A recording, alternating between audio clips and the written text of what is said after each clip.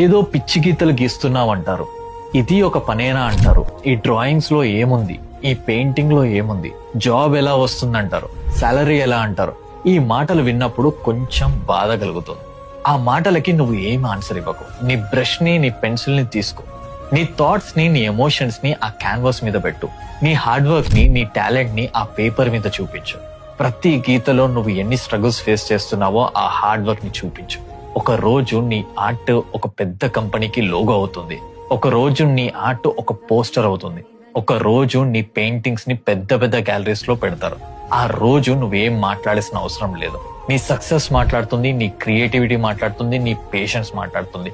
ఆ same relatives ఎవరైతే నిన్ను క్రిటిసైజ్ చేశారో వాళ్ళే ఇప్పుడు గొప్పగా నీ గురించి చెప్పుకుంటారు. వాళ్ళ మాటలకి, వాళ్ళ అండర్ ఎస్టిమేషన్ కి నీ హార్డ్ వర్క్ తో నువ్వు కరెక్ట్ అని ప్రూవ్ చేసుకో. నీ సక్సెస్ తో నువ్వు కొట్టే దెబ్బ ఎట్లుండాలంటే నువ్వు వాళ్ళకి ఒక సెలబ్రిటీ అయిపోవాలి. జర్ర దిమాగ్ పెట్టాలి.